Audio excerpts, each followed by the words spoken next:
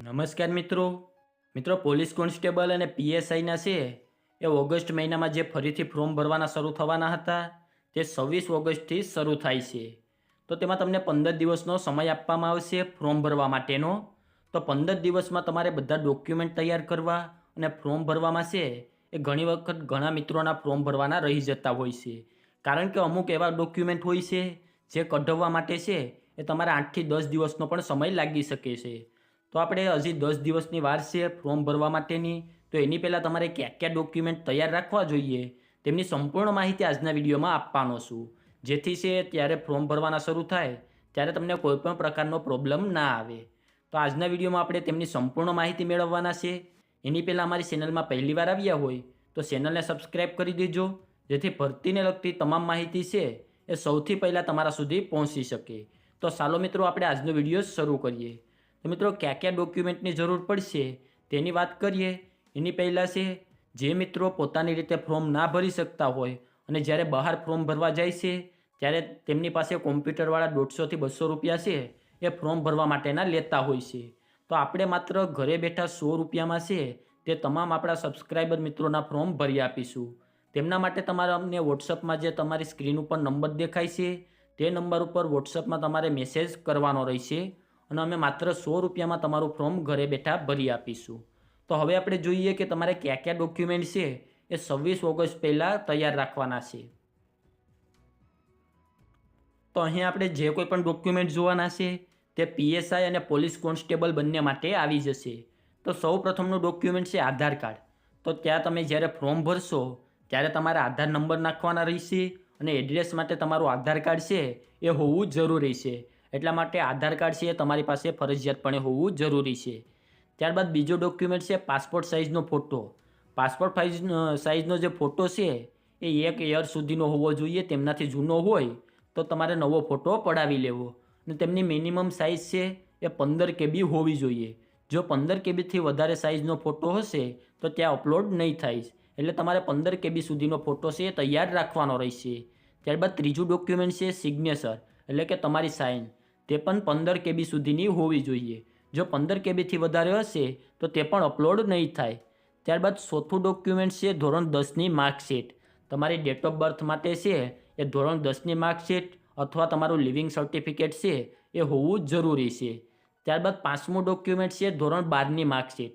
જે મિત્રો કોન્સ્ટેબલ માટે ફોર્મ ભરતા હોય તો તેમના માટે ધોરણ 12ની માર્કશીટ છે એ ફરજિયાત છે, કારણ કે કોન્સ્ટેબલની ભરતી છે એ ધોરણ 12 પાસ ઉપર છે.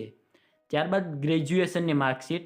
જે મિત્રો પીએસઆઈ માટે ફોર્મ ભરતા હોય તો તેમના માટે ધોરણ 12 અને ગ્રેજ્યુએશન બંનેની માર્કશીટ છે એ જરૂરી છે, કારણ કે તેમને ગ્રેજ્યુએટના ટકા, ત્યારબાદ કયા યરમાં ક્યાંથી પાસ કરેલું છે તે તમામ વિગતો ફોર્મમાં ભરવાની હોય છે.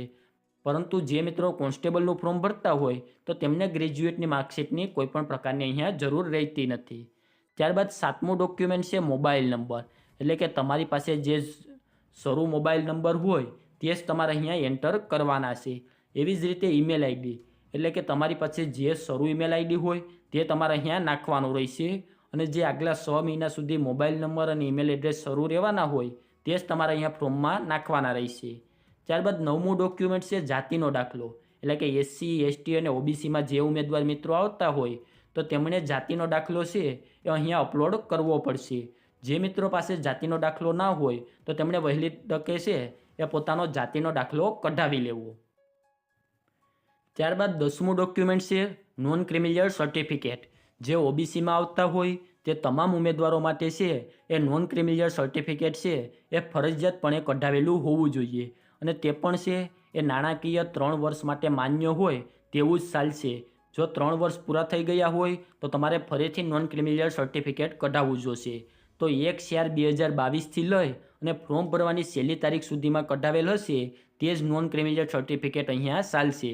જે મિત્રો પાસે નોન ક્રિમિનલ સર્ટિફિકેટ ના કઢાવેલું હોય અથવા 3 વર્ષ પૂરા થઈ ગયા હોય તો તેમણે મામલતદાર કચેરીએ જઈ અને પોતાનું નોન ક્રિમિનલ સર્ટિફિકેટ કઢાવી લેવાનું રહેશે.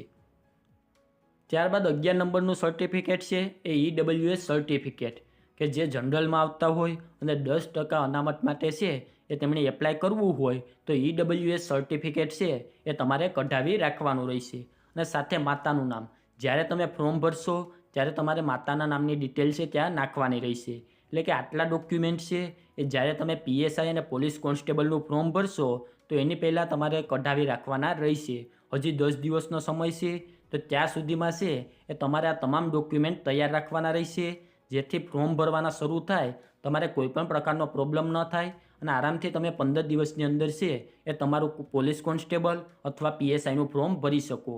પોલીસ કોન્સ્ટેબલ માટે મિનિમમ એજ તમારી 18 વર્ષ પૂર્ણ થઈ ગયેલા હશે તો જ તમે ફોર્મ ભરી શકશો, અને પીએસઆઈ માટે છે એ મિનિમમ એજ તમારી 21 વર્ષ પૂરા થયા હશે તો જ તમે પીએસઆઈ માટે ફોર્મ ભરી શકશો.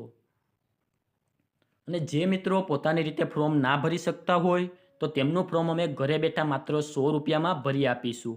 એમના માટે તમે સ્ક્રીન ઉપર જે વોટ્સઅપ નંબર જોઈ શકો છો તેમાં તમારે અમને મેસેજ કરવાનો રહેશે, અને જે પ્રમાણે ચાર્જ થશે તે તમારે અમને ઓનલાઈન ચૂકવવાનો રહેશે. અમે માત્ર 100 રૂપિયામાં તમારું ફોર્મ ઘરે બેઠા ભરી આપીશું.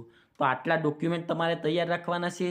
જો આને લગતો બીજો કોઈ પ્રશ્ન હોય તો નીચે કોમેન્ટ બોક્સમાં જણાવી દેજો, ત્યાં તેમનો જવાબ આપી દઈશ. અને આજના વિડીયોમાં આપવામાં આવેલી માહિતી સારી લાગી હોય તો વિડીયોને લાઇક કરી દેજો, અને અમારી ચેનલમાં પહેલીવાર આવ્યા હોય તો ચેનલને સબસ્ક્રાઈબ કરી દેજો, જેથી ભરતીને લગતી તમામ માહિતી છે એ સૌથી પહેલાં તમારા સુધી પહોંચી શકે.